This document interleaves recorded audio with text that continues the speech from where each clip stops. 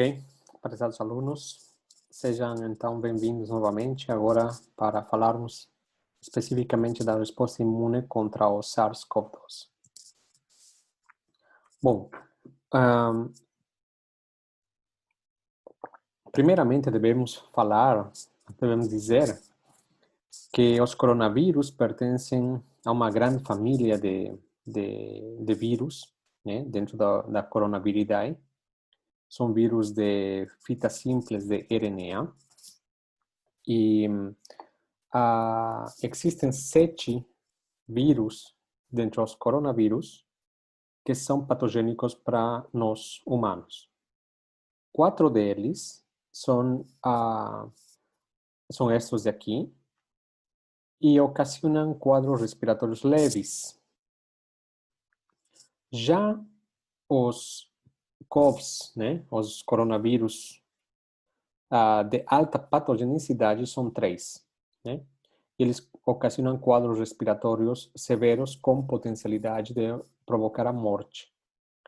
Esses 3 vírus são o SARS-CoV-1, né, que recebeu uma nova denominação agora recentemente pela descoberta do SARS-CoV-2. Esse SARS-CoV-1 apareceu em 2002 e ocasiona a síndrome respiratória aguda grave, né, SARS.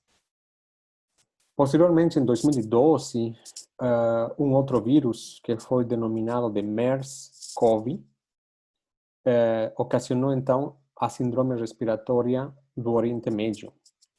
Ambos foram endêmicos.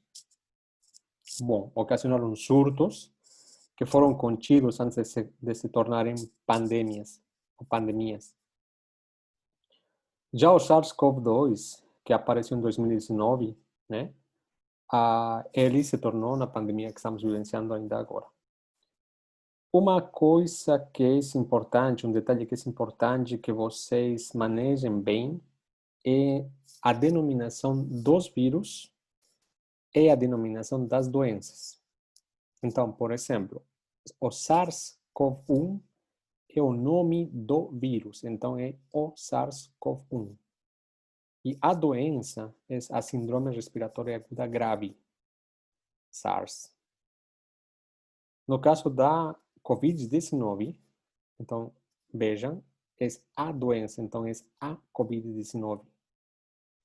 E é o vírus SARS-CoV-2, tá? Então, devemos usar de forma correta essas terminologias.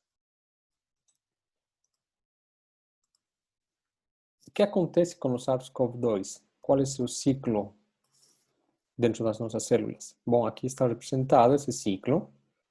E o que acontece é que o SARS-CoV-2 chega no nosso corpo, interage com receptores de superfície celular, especificamente estes dois, que são principalmente este AC2, que é essa enzima conversora de angiotensina 2, e ele então consegue juntar sua membrana celular, fundir sua membrana celular, e dessa forma é injetado seu material genético, que é um RNA de fita simples.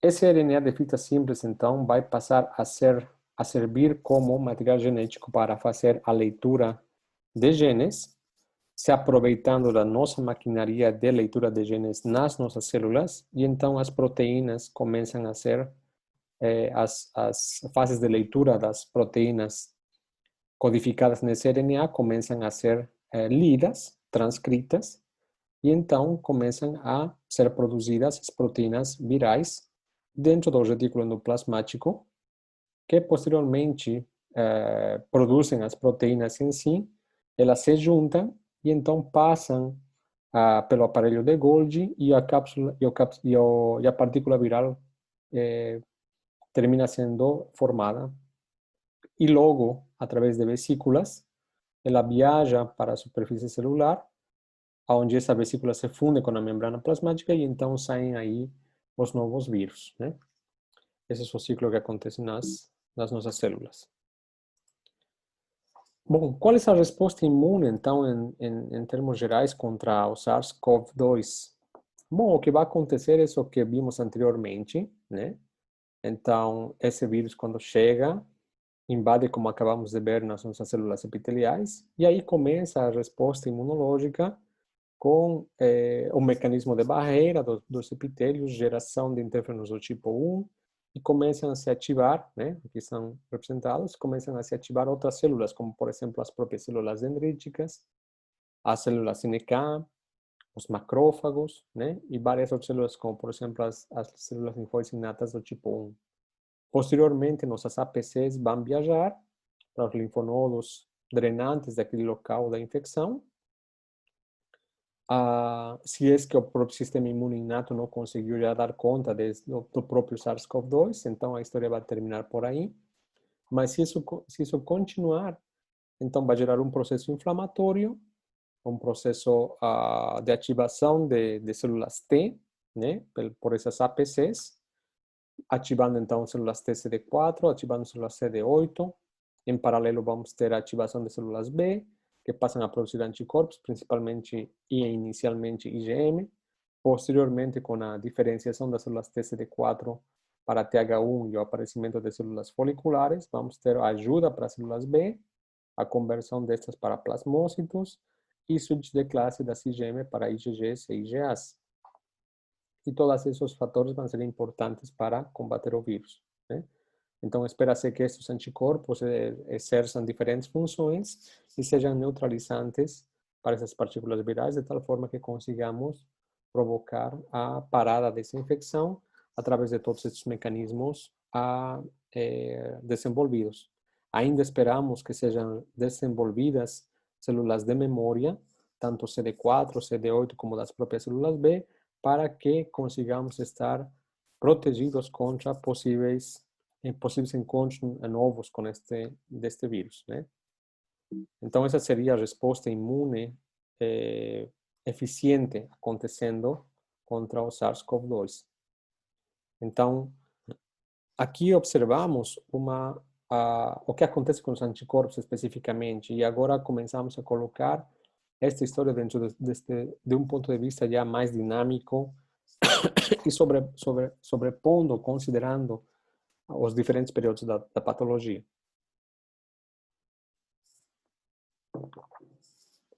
Então, inicialmente, quando o vírus chega, né, no nosso corpo, vejam que existe, aqui estamos quantificando as partículas virais através do RNA, né, detecção do RNA, então a tal prova da PCR. E então, existe um período de mais ou menos 5 dias, até um período comprido, né, nesse sentido, em que o vírus chegou, já estamos infectados, o paciente já está infectado, e então começam a aparecer, começa a proliferação viral, né? Mas o paciente ainda não desenvolveu sintomas. Esse é um período de incubação, ou se chama-se período de incubação. Perto da primeira semana, né, quinto, sexto dia após a chegada do vírus nessa pessoa, é que começam de fato a aparecer os sintomas, né?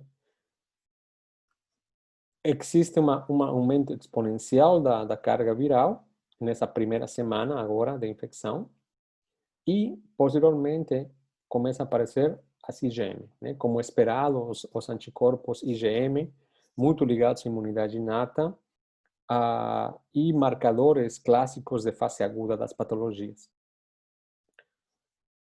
Depois da IgM, você vê aumento das IgAs, o que é também muito lógico, porque trata-se de uma infecção de mucosa, certo? Então, é normal, está dentro do previsto de que tenhamos switch de classe para IgAs e logo depois, neste caso, para IgGs, né?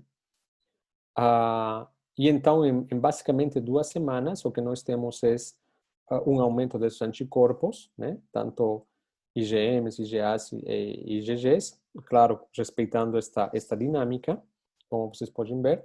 E quando isso está presente, né? IgAs e IgGs quer dizer switch de classe, e esse switch de classe quer dizer ajuda dos linfócitos T. Então, neste lapso de tempo de 10 dias, 7 a 10 dias, é que também já está acontecendo a resposta das células T, né?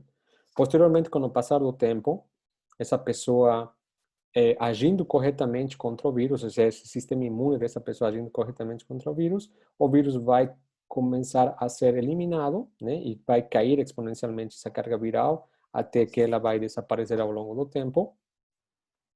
E os anticorpos, os IgM, vão cair praticamente para níveis indetectáveis e vão ficar principalmente aqueles anticorpos que representam o switch de classe e representam memória imunológica, né?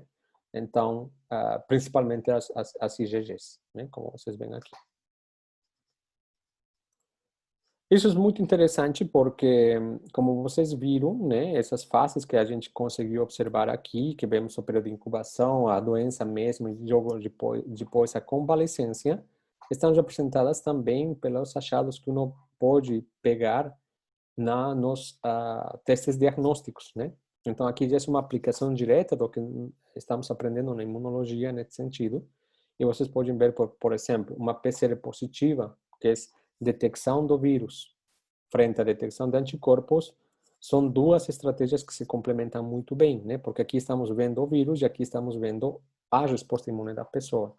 Então, se, por exemplo, a gente tem unicamente PCR positivo e as imunoglobulinas negativas, né? A primeira interpretação vai ser que estamos no período de incubação ou na janela de infecção antes do desenvolvimento dos sintomas, né? Também é possível que se possa tratar dos primeiros dias de infecção antes da resposta que seja detectável naqueles testes sendo feitos, né? Dependendo de como estes foram detectados.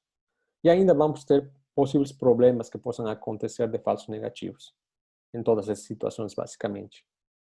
Já se você tem, por exemplo, PCR positivo e IgM positiva, vai querer dizer que estamos no início da infecção, na fase aguda da infecção, precisamente, posto que a IgG, que representa o switch de classe e ajuda as células T, né, fase adaptativa, já entrando na cronicidade, é então trata-se então da resposta imune inata atuando aqui.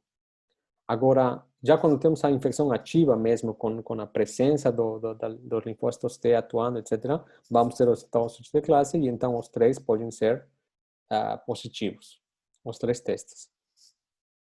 Agora, se temos PCR positiva e IgG positiva, pode ser que se trate de um IgM falso negativo, e estamos ainda nesta fase aqui, ou pode ser que já estemos entrando na fase tardia da infecção, sendo que ainda estamos detectando RNA do vírus que pode já estar morto.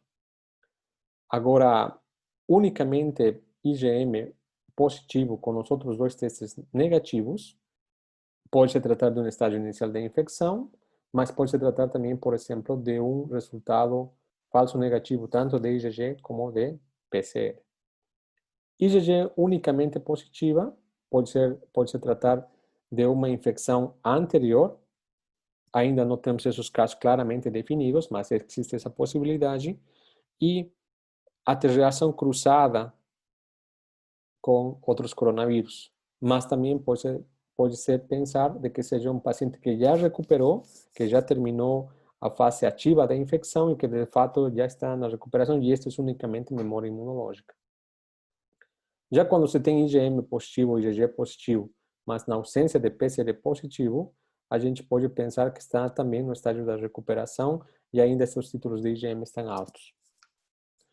Bom, até aí tudo bem, até aí tudo normal, até aí está tudo funcionando corretamente. Então, qual é o seu problema? Qual é a grande dificuldade aqui na COVID-19? Qual? É este percentagem de casos severos, né? Isso é o que realmente preocupa, porque este é o pessoal que pode entrar em óbito, né? E por que isso acontece? Isso não acontece diretamente. Isso vai ter uma evolução das coisas, né? Então, essa evolução das coisas está refletida nas fases clínicas agora da patologia, né? Então, uma porcentagem grande dos casos, basicamente 80%, ou são assintomáticos ou são casos leves até moderados da patologia. Tá? E isso apenas considerando aqueles casos que têm resultados diagnósticos realizados, porque existe uma grande quantidade de casos que não são detectados, não entram nas estatísticas que estamos considerando aqui. E se acredita, então, que esse tamanho de casos que estão nesta situação seja muito grande, porque aí vamos ter a grande maioria de casos assintomáticos. Bom, então agora nas fases clínicas, que é isso que acontece? Então, na primeira semana, a gente tem, então, casos que são leves, certo? Está começando a patologia. Então, se o paciente, é possível que o paciente evolua diretamente para a recuperação. Em outros casos, ele vai evoluir para a segunda fase da patologia, onde vai ter uma pneumonia localizada e começa a ter uma inflamação já mais importante. Mesmo assim, esses casos vão evoluir para a recuperação, mas já em um tempo maior. Mas temos esse 20% de casos que realmente avança para quadros severos, e então é aí onde nós temos o grande problema, né? Porque aqui vamos ter uma série de eventos que podem acontecer, como, por exemplo, a famosa tempestade de citocina, sepse, coagulação intravascular disseminada, síndrome de distresse respiratório agudo, falência múltipla de órgãos, e ainda o paciente pode ter infecções bacterianas secundárias e de outros tipos até. Mesmo assim, uma percentagem dos pacientes pode evoluir para a recuperação, são salvos realmente esses pacientes pelos colegas das terapias intensivas, e esse tempo varia, tem casos que duram um mês, tem casos que duram 2 meses, tem casos que duram até mais tempo para recuperar, certo? Então, o problema é aonde o sistema imunológico não conseguiu dar conta e por que, sobretudo, é que esta evolução acontece, né, nesse 20% de casos. E as respostas, na verdade, ainda não se sabe com certeza. E o que está se fazendo é tentar pegar a maior quantidade de informação possível e tentar montar um quadro a respeito do que realmente está acontecendo. Então, aqui estão assinaladas 5 muito importantes elementos alterados na resposta imunológica que se observam nos quadros que evoluem para esses quadros severos. Então, primeiramente, nos linfócitos T, tanto CD4 como CD8, existe uma linfopenia muito presente, tá? Então, vejam como é interessante, porque os casos, a resposta imune que estaria acontecendo numa pessoa que está combatendo adequadamente a infecção, envolve a ativação dos linfócitos T, que nós queremos que isso aconteça, se desenvolvendo para respostas do tipo TH1. Mas os quadros que evoluem para quadros severos, uma grande porcentagem deles tem ao contrário, tem linfopenia, tem perda dos linfócitos, tanto CD4 como CD8. Mas ainda, também se observa, e miren que curioso, é diminuição de eosinófilos, ou seja, existe uma eosinofilopenia. E então existe essa redução dos eosinófilos também muito presente, muito forte. Sendo que os eosinófilos, lembremos, não são células classicamente relacionadas com respostas TH1, com respostas antivirais. Mas tem estudos que mostram que eles poderiam participar dessas respostas. Agora, surpreende que seja tão importante esta redução dos números dos eosinófilos no SARS-CoV-2, e essa é uma das grandes perguntas que se tem ainda em aberto. Tem sido postuladas algumas explanações, como, por exemplo, a grande resposta TH1, que promove a produção de interferon gama e de interferons do tipo 1, poderia agir, ou já se sabe que ela pode agir negativamente sobre as células progenitoras da medula óssea, e então passaríamos a fazer menos eosinófilos. Também existe outra possibilidade de que se esses eosinófilos participam de fato da resposta antiviral, eles poderiam ser hiperativados e entrar também em uma redução de número. Por esse motivo, ou seja, uma hiperativação leva a uma perda dessas células. Os linfócitos T, por sua parte, também têm sido postulados assim, qual será o mecanismo de perda dos linfócitos T nesses pacientes. E também não se sabe ao certo. O que se tem é, por exemplo, achados de que o vírus, o SARS-CoV-2, é capaz de infectar os linfócitos T através de um receptor que se chama CD147. Então, é possível que o próprio SARS-CoV-2 possa provocar a morte dessas células diretamente, mas isso ainda não tem sido demonstrado. Junto com isso, vai ter a tempestade de citocinas que se escuta tanto falar, que é basicamente ante a ausência, basicamente, de um sistema imune adaptativo presente, funcional, porque daqui a pouco vamos ver que também os linfócitos B estão diminuídos, ou atuando no seu nível mais inferior, é que então a situação termina estando muito descontrolada e então existe uma grande produção de citocinas inflamatórias com muita produção de marcadores de fase aguda, tá? De marcadores de fase aguda. E então aqui vemos que a resposta imune inata então termina estando desregulada, porque além disso também foi observado que as células T regulatórias estão também diminuídas nestes processos patológicos severos de COVID-19. Então, esta imagem que foi recentemente obtida de uma análise deste artigo que foi publicado uma semana atrás, mostra este importantíssimo achado. O que estamos observando aqui? Estes são dois linfonodos pertencentes a um paciente com COVID-19, neste caso aqui à direita, e aqui um paciente que tem outra patologia viral. E esta marcação em amarelo é perdida nos linfonodos dos pacientes com COVID-19 severa. Estes são casos de autópsia. E o que se vê é que estão ausentes os centros germinativos desses pacientes.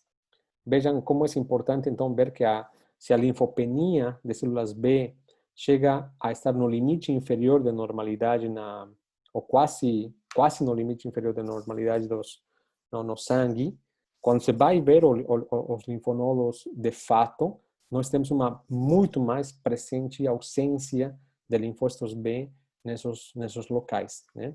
O que indica que a resposta imune humoral está altamente também comprometida. Então, frente a esses achados, é que se criou esta espécie de tabela que indica o pronóstico do paciente de acordo a percentagem de linfócitos que sejam observados nos diferentes casos. Então, por exemplo, em duas avaliações feitas no acompanhamento de um paciente com COVID-19 e feita a determinação da percentagem dos linfócitos no sangue, eles podem ser classificados em 3 categorias. Então, se encontramos maior a 20% os linfócitos, esses linfócitos querem dizer linfócitos T, linfócitos B e células NK, esse paciente, na primeira avaliação, vai ser considerado como um caso leve e moderado, e se ele continua com esse maior a 20%, a chance de recuperação dele é muito grande. Né? Ele normalmente evolui para a recuperação. Mas se ele já tem menos de 20%, mas ainda maior a 5%, ele é considerado severo se é que esta percentagem está presente nesta primeira avaliação, e ele tem um grande risco de se convertir em uma doença crítica caso essa mesma percentagem se repita na segunda avaliação. Já se temos menor a 5% de linfócitos no sangue, na primeira avaliação do paciente nesse tempo, ele é considerado já um caso severo, e se vê que na segunda avaliação, normalmente os pacientes vão para uma doença crítica, ou seja, uma COVID-19 severa, né? E são os pacientes que evoluem, que têm muita chance de evoluir para óbito.